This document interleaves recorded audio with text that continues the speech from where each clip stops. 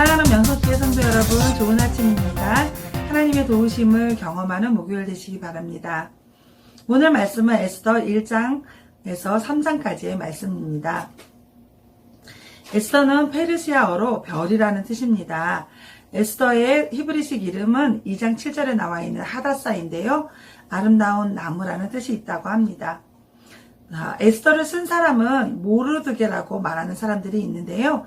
저자를 알 수 있는 어떤 언급도 나와 있지 않기 때문에 모르드게라고 보는 것보다는 그 당시 이 에스더에 나와 있는 여러 사건들이 있던 그 당시 페르시아에 살던 한 유대인이라고 보는 것이 맞습니다. 특별히 메대와 바사의 궁중 기록들을 손에 넣을 수 있는 높은 지위에 있던 한 유대인이다라고 보는 것이 타당합니다. 에스더의 배경을 살펴보면 BC 722년 북이스라엘이 아수르에 의해서 멸망을 하게 되는데요. 아수르는 이스라엘 백성들을 포로로 잡아서 고산강가, 하볼가, 그리고 바볼, 메대의 여러 고을에 이주를 시킵니다. 열왕기하 17장 6절에 나와 있는 내용이지요. 그리고 이후 페르시아가 바벨론을 정복하고 느부갓네살이 이 모르드게를 포함하여 일부 유대인들을 다시 동쪽 끝에 있는 이 수산성과 메대의 여러 고을로 다시 이주를 시킵니다. 에스라 6장 15절에 따르면 예루살렘의 성전이 건축된 것이 이 바사의 다리오 1세가 즉위한 지 6년이 되는 해라고 합니다. 그리고 다리오 1세의 아들 이 아하수에로가 아주 거대한 잔치를 열게 되는데요. 이때가 성전 건축한 지 32년이 지난 때입니다. 에스더의 사건들을 통해서 불임절을 지키게 되는데요. 이스라엘 백성들이 불임절을 지키게 된 뒤 16년이 지났을 때에 에스라가 2차 포로 귀환으로 예루살렘으로 오게 됩니다. 그러니까 이 에스더의 기록들은 에스라의 6장과 7장 사이에 자리 잡는 것이 적당합니다.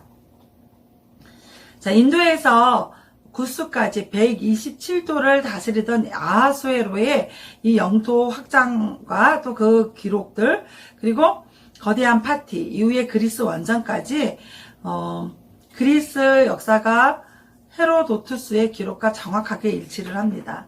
그러니까 에스더는 그냥 소설이 아니라 확실한 역사성을 가지고 있는 책입니다. 에스더에는 하나님이라는 단어가 나오지 않습니다.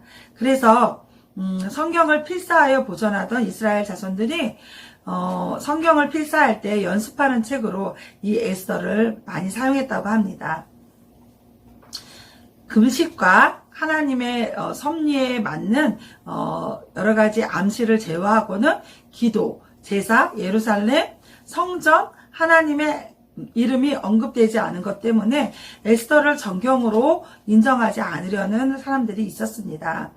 그러나 에스더는 온 세상을 다스리는 하나님의 섭리와 또 하나님의 백성이 타국에서 어려움을 당했을 때에 여전히 하나님께서 보호하시고 구원하신다는 하나님의 그 보호하심의 사실이 그대로 드러난 책입니다. 그러니까 이런 하나님에 대해서 신앙을 갖자, 다시 회복하자라는 그런 촉진이 있기 때문에, 그런 확실한 하나님에 대한 이야기가 있기 때문에 온전한 하나님의 말씀으로 보는 것이 맞습니다. 오늘 우리가 읽은 말씀 에스더 1장에서 3장까지의 말씀은 하나님께서 이스라엘 백성들을 구원하시려는 클라이막스, 그 절정을 보여주시기 위해서 지금 하나님이 어떻게 일하고 계시고 어떻게 섭리하고 계시는지, 또 하나님은 어떤 작전을 가지고 있는지를 보여줍니다. 아하수에로는 페르시아의 그 어떤 왕들보다도 많은 영토를 점령하여서 127도를 다스리는 왕이었습니다.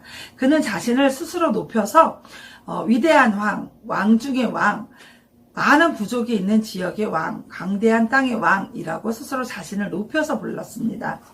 그가 즉위한 지 3년이 되는 때에 그는 큰 잔치를 베풀게 됩니다. 오늘 성경에 나오는 이야기인데요.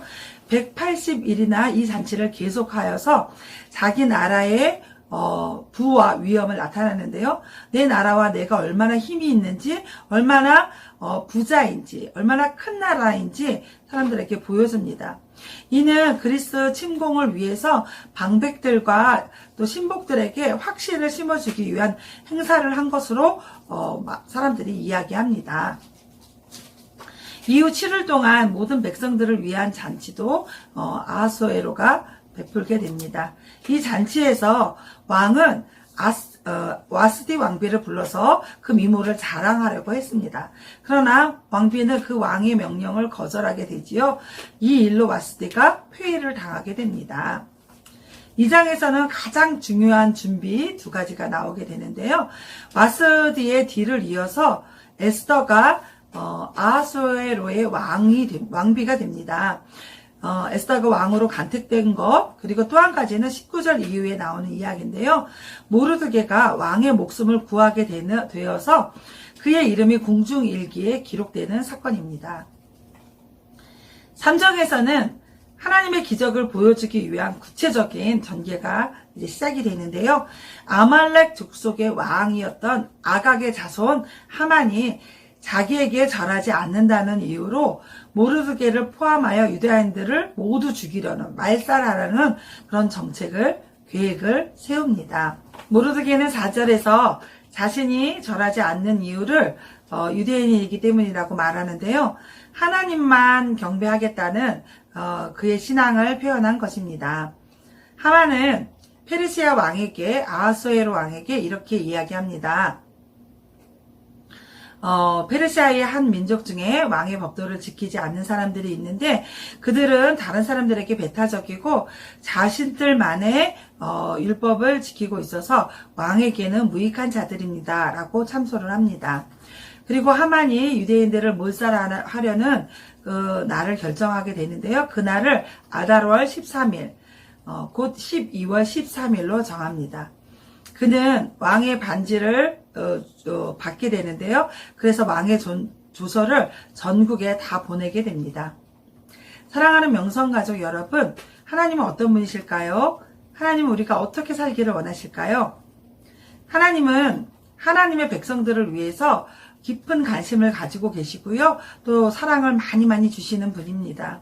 하나님의 백성들을 위해서 일하고 계시는 분입니다. 그래서 페르시아에서 몰살 당할 뻔한 하나님의 백성이 유다인들을 위해서 모르드게와 에스더를 준비하신 것입니다.